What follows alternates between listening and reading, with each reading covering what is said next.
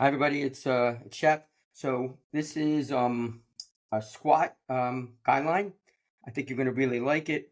I'm doing a quick recording just for the simple reason that when you hear my introduction and the closing, basically what I did is I added a set of 265 for 5 because I wanted to show you my progression. So I was doing 245 for 4 sets of 5. That was a couple weeks ago. Last week was 255. Today was 265. And I wanted you to see the comparison between 245 and 265. They should look really, really similar. Same depth, same breathing. So I hope you like it. If you have any questions, please let me know. And you're going to see the introduction. You'll see all the squats. The 265 will be the 5th set that you see, and then there'll be a closure. Okay? Thanks a lot. Appreciate it. Hi, everybody, it's Shep. Thank you so much for all the support and appreciate your positive voices for all the stuff I've been doing. Recently, I did a deadlift video, a deadlift guideline, how to deadlift, and demonstrated a workout. Today is going to be all about the squat. So for those of you who don't know, I'm a competitive powerlifter. I've actually been lifting for over 40 years. All of those exercises, squatting, deadlifting, benching, I've been doing for a long time. And I wanted to do a video, a guide to squatting, and then show you what the squat looks like. So I'm filming this introduction piece at my house. You'll see the video part of me squatting, and then I'll do the ending back at my house again. So, because I think it'll be easier. It's quiet, easy to understand. Okay, so the first question I often get from people is, why do I need to squat? Okay, do you need to squat to get bigger legs and get more muscular? Of course not. You don't need to squat for that to happen. You can get lots of leg development without squatting. The question is squatting beneficial? And again, for most people, unless you have some kind of injury, then my answer is yes. Learning how to do a deep squat, learning how to squat in general, is extremely helpful for lots of reasons. So let's just kind of go over them. Moving your body up and down, it burns a lot of calories. Okay, it's just simple as that. It's going to be a lot different than sitting on a machine doing a leg extension. You're going to burn way more calories squatting than you are doing that. Okay, it's a great builder of muscle. Now, I said you don't need to necessarily squat to get bigger or stronger, but it is a great exercise for getting bigger, leaner, stronger, all of those things. People have been squatting for many, many years. We all know the incredible benefits to it. Okay, it's a great exercise for progressive overload. If you don't know what progressive overload means, it simply means either more weight, more reps, more sets, or more volume. A squat is an amazing exercise for progressive overload, just because if you've never squatted, you're going to get a lot stronger really, really fast. You're going to learn the movement. And even if you are stronger, you can still keep going. You can add small increments of weight. Next, it's the kind of exercise where you can do a lot of weight. So most people are going to be able to squat more than they can leg extension. Okay, because it's a totally different movement. You're using your whole body. And that kind of leads to the next thing is when you do a correct squat, people think that you are working your quads.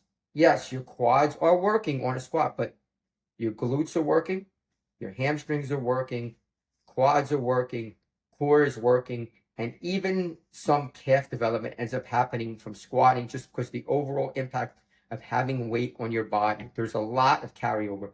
Plus, squatting is amazing for your core. Being able to brace and tighten your core when you squat is a game changer. Now, the next thing is that, okay, you've decided to squat, so what should you do? Okay, well, the first thing is you want to make sure that you're warming up enough. Now, there's so many different warm-up exercises. The purpose of this video is not to go over 50 warm-up exercises, it's to give you a guide. For me personally, I spend about 15 to 20 minutes warming up. I'm much older, I need that time. I'll do leg swings, kickbacks, shuffles. I do something called the McGill 3, which you can look up, which is very, very effective. And I do a ton of body weight squatting, so I am actually sweating before I ever start picking up a bar. So it doesn't mean you have to do those exact things, but they are really helpful. Again, leg swings, body weight squats, the McGill 3, lots of movement. Okay. When you start squatting, you want to think about having a very solid base, having your feet even, having your hands even, The number of times when I watch people squat, how they're totally off kilter, their hands are off. You want to make sure that everything is even, okay? I always suggest, even if you've squatted, to warm up with the bar first. Give yourself a chance to get your shoulders relaxed and mobile, get your hips loosened up. So warm up with the bar. Can't tell you exactly how many sets and reps to do, but personally for me, I do 3 or 4 sets of like 10 or 15 reps before I start putting more weight on the bar, okay? As for programming, okay, and this is critical. Now, I competed in April. So before I competed, I was basically squatting every week to try to get ready to compete. After my competition, I haven't squatted in 2.5 months because I wanted to take a break from all just squatting every single week. It beats you up if you're doing it heavy all the time, like you're doing powerlifting. So I took some time off and I did a lot of accessory movement, belt squat, pendulum squat, leg press, lunges, all those things, and they are great. Today is my first day back at squatting, so it's another key thing. If you have not squatted or you've taken a layoff, please come back easy. So for me, I am 58 years of age, be 59 in a couple weeks, and I'm about, my competition weight's about 148 pounds. I'm not that right now, but that's what I compete at. My squat is about 354 pounds. So for today's workout, you might say, well, where are you starting at? So I'm doing today 4 sets of 5, okay? Which I think is a great way to train. Some people do 5 by 5. That can be really effective, but this is my first workout, so I'm doing a 4 by 5. Now, what I did is I took about 70% of my 1 rep max, okay? So 354 took about 70%. It's about 247. So for today's workout, I'm doing 245 for 4 sets of 5, okay? After all my warm-ups. Now, as for equipment, when I'm warming up, no belt, no squat shoes, just warming up with the bar, warming up my body, getting myself loose. When I get close to the weight I'm going to be doing, then I put my belt on, I put knee sleeves on, shoes on. Do you have to do that? Of course not. It's a personal preference. A lot of that's going to depend on your mobility, whether you need certain shoes or not. And that's something you can ask me a question. You could share a video so I can see it. So after I'm sharing this, if you want me to look at your squat, share it out. I'll take a look at it and we can kind of go from there. But one thing I could tell you, when you look at my 4 sets of 5, they're all going to look very similar. Yes, it's my first day squatting in a couple months, so my technique's a little off, but generally speaking, they're going to be pretty similar, okay? So before I stop this and put the actual squat videos on, I wanted to share a couple things. Bracing is very critical in a squat. If you don't know what bracing means, it means taking a deep breath, getting all your air in and getting tight, something like this. You want to get tight. You don't want your core to be loose if you have a bar and weight on your back. So I am bracing big time in a squat. When you step out of the rack, please don't take 17 steps. Okay, I watch people squat and they take like 8 steps back. Try to take 1 or 2 steps and that's it. You want to make sure your feet are even, but you don't want to take tons and tons of steps, okay? Also, you don't want to dive bomb your squat. If you don't know what that means, it means just flying down. You want to be under control. So you'll notice that most of my reps are pretty controlled. And the last 2 things are just depth. I'm trying to get at parallel or very, very close to it. Again, it's my first day back. Some of the reps are definitely there. Some might be a little high, some a little low. But it's just practice getting there. In a couple weeks, I'll definitely be there again. And again, just taking your time. So when you see the 4 by 5, this is 4 sets of 5 at 245 pounds, I believe. And then we'll come to the end and I'll do a wrap up of the video. Okay? Thanks again. I'll be back in a little bit.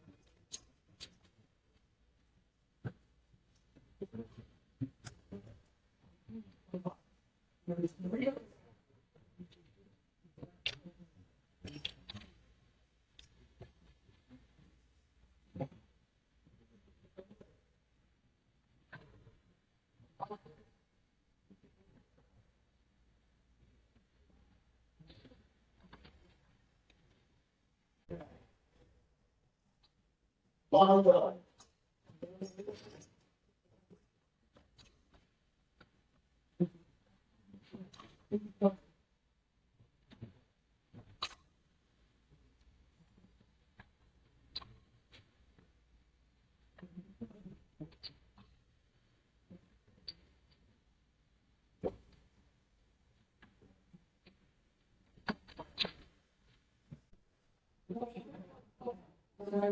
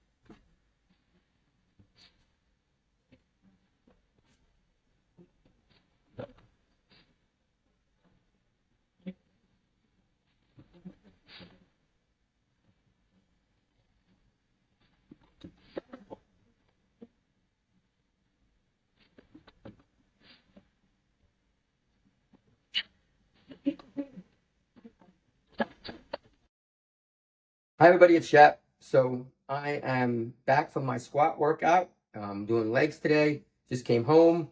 I want to do a kind of post squat workout video with you. Go over some things that I felt, some observations, and then maybe just a couple things that I forgot to mention. Okay, so what I did, if you watched the whole video up to this point, my first day back, 70% of about 354 is about 247. I did 245 for 4 sets of 5. If you watched all of the 4 sets, which you hopefully did, you notice that they were all very similar. I went back and I watched them, and they were generally very close, okay? Almost the same depth, a little off here and there, but it's a total of 20 reps, so most of them were pretty consistent, close to parallel, some at parallel, some a little below, but pretty darn close, which was pretty good. It felt good. Now, one of the things that I want to address before anybody asks me is you might be saying, man, Shap, it looked easy. It's my first day back. Okay, the goal today is not to hammer away and be so fatigued that my technique sucks and that I'm so sore I can't do my next workout. Today was supposed to be a relatively moderate day. So I don't want to get crazy technical, but if you don't know what RIR is, that means reps in reserve. I think it's a critical term. Reps in reserve just means how many reps you had left at the end of each set. So for today's 4x5, I honestly don't know how many reps because the weight wasn't that heavy. If I had to guess, somebody said on your first set, what could you have done? I probably could have done 10, which means it's an RIR 5, which generally means that the weight's not really that hard. But again, the purpose of the workout was not to be crazy hard. It's the first day back. The purpose really was to work on my technique. Was my technique pretty solid? And the answer was yes. I was trying to be consistent, the same walkout, the same bracing, the same depth over and over again. I think that's critical. So now the next thing is, what's the next step? Okay, so I don't know when my next competition is going to be. I haven't picked that date yet. There's a chance I might go to the World Championships, maybe in November. I don't know, but whatever it is, today was my first day back. And this is a very, very important thing for those of you, no matter whether you're squatting or whatever exercise you're doing.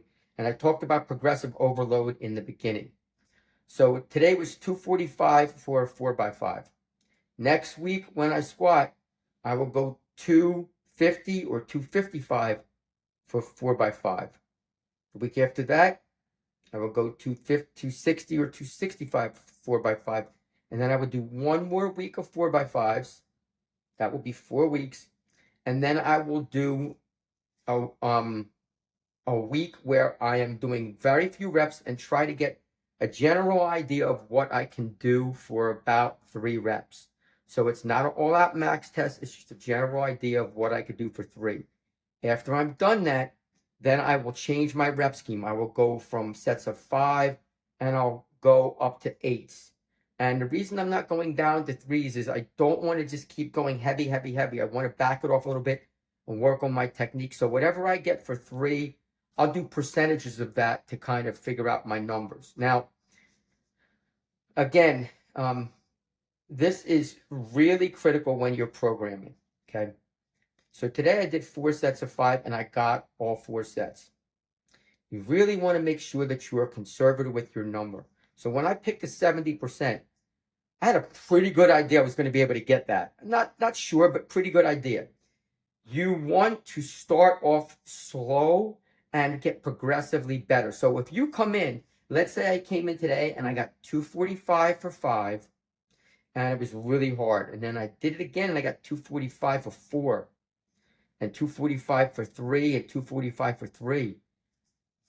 Where do I go next? I didn't even get the weight that I was trying to get because the goal is to get 4 sets of 5, not 5, 4, 3, 3. So be conservative. Now that I got 4 sets of 5, I know that I can go up because I got them. So that's a programming piece that is really critical on every compound. On bicep curls, no big deal. But if you're doing compounds, bench, squat, row, deadlift, leg presses, you want to program in. You want to have numbers that you're going to be doing. So I think that's a really important thing. How did it feel today squatting? I could tell you, when I first started warming up, my shoulders were really tight because I haven't had the bar on my back in a while, so my mobility is a little tight. It took me a while. It felt much better at the end than it did in the beginning, and that's just because I'm not in squatting form right now. So you want to make sure that you're really consistent. What goes good on a squat day? So for today's leg workout, this is what I did. I squatted in this 4 sets of 5, which I told you. I did leg curls. I did walking lunges. I did RDLs, and I did calves. So I did 2 quad dominant movements, 2 hamstring dominant movements, and a calf movement. And this is the first day back, so I'm not going to do like tons and tons of movements. I'm already going to feel it as it is. So I think that's a good, decent wrap up on squatting. I encourage you to ask questions. If something I said doesn't make sense to you or you disagree, say it, add to it, and we can talk about it. But I really do think that if you don't squat, you should learn.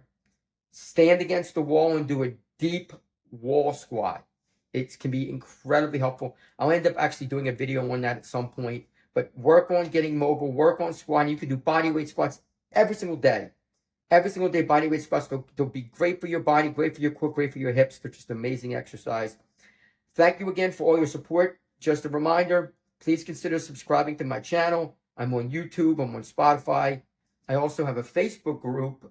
If you'd like to be on that, just reach out to me and I'll invite you to be on that as well. And thank you again for all you do.